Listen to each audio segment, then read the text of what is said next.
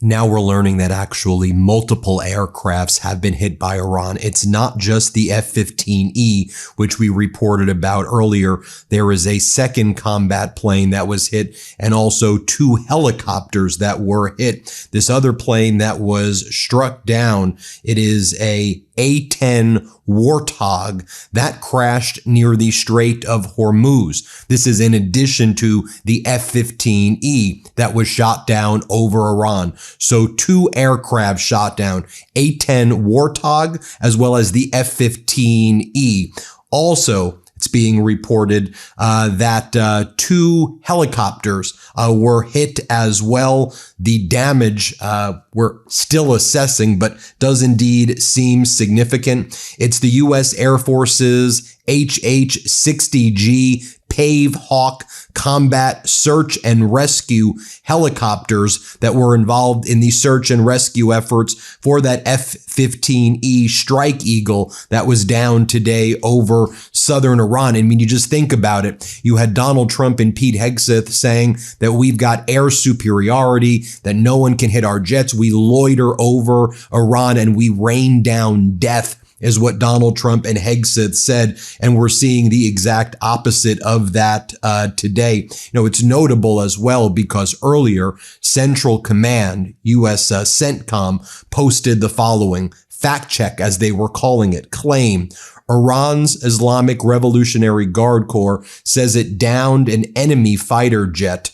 over the Qasem Island in the Strait of Hormuz. Then they go, fact, all U.S. fighter aircraft are accounted for. Iran's IRGC has made the same false claim at least half a dozen times, but now it's been confirmed that basically 4 different types of aircraft have indeed been hit in a very short period of time. In essence, CENTCOM is lying and the other data seems to be accurate, which is what we've been saying for quite some time. And it is horrifying that we continue to get lies from the Trump regime, and then we have to continue to discover what's really happening. Again, F-15, an A-10 Warthog, and 2 of the combat search and rescue HH-60G helicopters have indeed been hit. So Donald Trump was called by NBC, and he was asked, well, does this change the circumstances of what's taking place? Downing of the U.S. jet won't affect negotiations with Iran, Trump tells NBC News. But, I mean, the status of the negotiations is Iran told the mediators again, over and over and again. And today they said it one more time. Iran telling mediators, we do not want to meet U.S. officials in Islamabad in the coming days. We're not meeting in Pakistan. The current round of efforts by regional countries led by Pakistan to try to reach a ceasefire between the U.S. and Iran has reached a dead end, mediators told the Wall Street Journal. You didn't have to read the Wall Street Journal to know that. You could have been watching the MeidasTouch network, where we've been saying the mediation and negotiations never started. The Trump regime went to Pakistan, asked for help. Pakistan reached out to the old foreign minister of Iran and said, hey, can you maybe try to convince the current foreign minister and the current regime?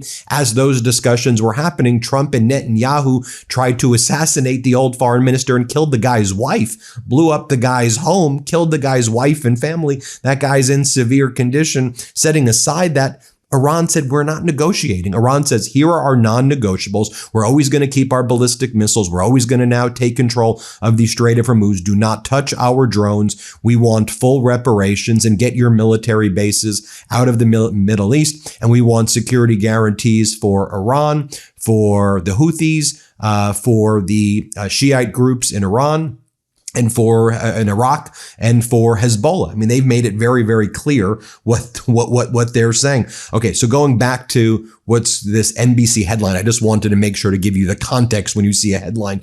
Downing of these U.S. aircraft, they just said U.S. jet, but we know it's 4 aircrafts right now, won't affect negotiations with Iran, Trump tells NBC News. In a brief interview, Trump refused to discuss the specifics of ongoing search and rescue efforts in Iran after an American jet was downed, but he expressed frustration about the media coverage of what is plainly an intense and sensitive military operation.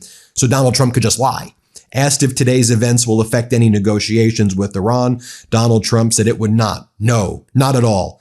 It's a war. We're in a war, Garrett. Garrett was the NBC reporter, Garrett Hawk. We're in a war, Garrett. Oh, I thought y'all were saying it was a special military operation. I got it. It's a war. In other words, you need authorization because it was a war that you did not get. Donald Trump then rushed to social media to post the following: "Keep the oil, anyone? Keep the oil, anyone?" is what Donald Trump's been posting. Just hand Iran more messages that they can show their people to rally them against the United States. Trump writes, "Keep the oil, anyone?" And then earlier today, when we first learned about that F-15E that was hit and shot down, Donald Trump posted, "With a little more time, we can easily open the Hormuz Strait, take the oil, and make a fortune. It would be a gusher for the world." Donald J. Trump, a gusher for the world. Now, Donald Trump is losing it in the White House. He is crashing out right now. And one of the things that he's doing is, kid you not, he's blasting from the White House, "God bless America," like at full volume right now. So I want you to think about the scene. He's on loop.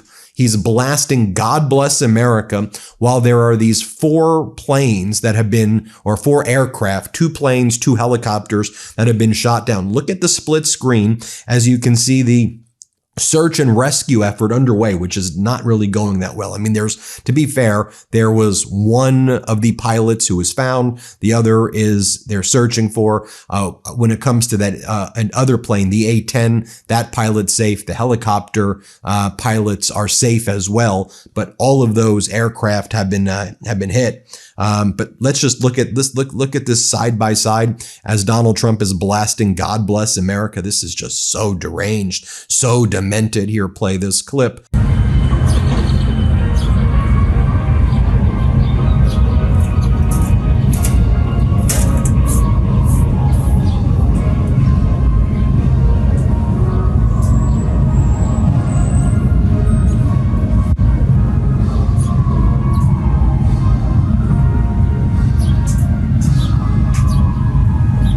Now, I would be remiss if I didn't show you these clips right here. First, I'll show you Pete Hegseth saying that we will have complete and total air superiority. Remember when Hegseth said this? Play this clip. "The 2 most powerful air forces in the world will have complete control of Iranian skies, uncontested airspace." I hope all the folks watching understand what uncontested airspace and complete control means. It means we will fly all day, all night, day and night, finding, fixing, and finishing the missiles and defense industrial base of the Iranian military, finding and fixing their leaders and their military leaders, flying over Tehran, flying over Iran, flying over their capital, flying over the IRGC, Iranian leaders looking up and seeing only U.S. and Israeli air power every minute of every day until we decide it's over. Then remember when Donald Trump gave a press conference, a week or so ago, where Donald Trump was asked, "What do you mean when you say we won the war?" And Trump's like, "We can roam free over their skies and nothing will happen." Here, play this clip. We're making a lot of progress. You said that the war was militarily won in Iran. What did you mean by that? You said the war was militarily won in Iran. What did you mean by that? Oh, I think we've won. We've knocked out their Navy, their Air Force. We've knocked out their anti-aircraft. We've knocked out everything. We're roaming free. From a military standpoint, all they're doing is clogging up the strait. But from a military standpoint, they're finished. So how much longer? Or remember when Pete Hegseth says we negotiate with bombs, we loiter over Iran, and we can rain down death whenever we want to. Remember Hegseth said that? Let's play this clip. Power. The air campaign that we've conducted, that Israel's conducted alongside us, was one for the history books, truly. And it's because we have a president of the United States that when he sends his warfighters out to fight, he unties their hands to actually go out and close with and destroy the enemy as viciously as possible from moment one. And that's why we see ourselves as part of this negotiation as well. We negotiate with bombs. You have a choice as we loiter over the top of Tehran, as the president talked about your future. The president has made it clear that you will not have a nuclear weapon. The War Department agrees. Our job is to ensure that. And so we're keeping our hand on that throttle as long as hard as is necessary to ensure the interests of the United States of America are achieved on that battlefield. Now, I'm also reminded of what Donald Trump said in the past 48 hours, where Trump says we don't have any money for Medicare, Medicaid, or social services or anything like that. We must put all our money into war. Donald Trump just announced a $1.5 trillion budget for the Defense Department. Look at this side by side of what, on the one hand, Marco Rubio was saying about Iran. On the other side, what Donald Trump just said. Let's play this clip. Imagine in Iran that instead of spending their wealth, billions of dollars supporting terrorists or weapons, had spent that money helping the people of Iran, you'd have a much different country. We have to take care of one thing, military protection. The United States can't take care of daycare. That has to be up to a state. We can't take care of daycare. We're a big country. We have 50 states. We have all these other people. We're fighting wars. We can't take care of daycare. It's not possible for us to take care of daycare. Medicaid, Medicare, all these individual things. You also have a French general who recently went on TV in France. And he said the following about the U.S. plans to potentially build a runway inside Iran to fly out uranium under active bombing. He goes, American officials should stop snorting cocaine between meetings. This is the same general who called joining Trump's war, quote, buying cheap tickets for the Titanic after it hit the iceberg. And I guess he's watching the U.S. White House blasting God Bless America while disaster continues to strike. And he's like, they need to stop doing cocaine in the White House right now. Again, it's utterly absurd. Also, in response to Pete Hegseth posting, bomb Iran back to the Stone Age. This is what Trump and Hegseth, this is the message coming out of the Trump regime as they bomb Iranian bridges.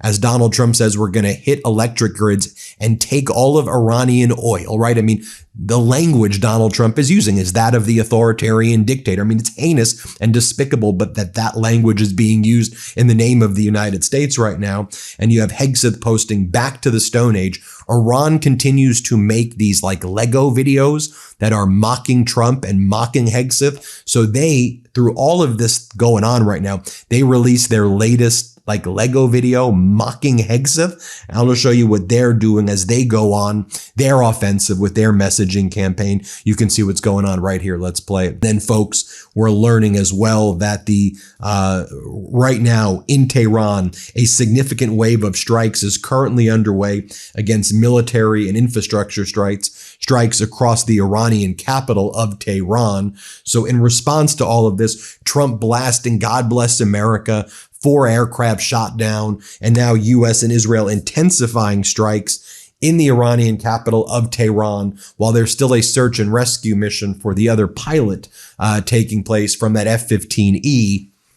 This is a complete mess, folks. A complete and utter mess. We'll keep you posted every step of the way. Now hit subscribe. Let's get to 7 million subscribers. Want to stay plugged in? Become a subscriber to our Substack at MeidasPlus.com. You'll get daily recaps from Ron Filipkowski, ad-free episodes of our podcast, and more exclusive content only available at MeidasPlus.com.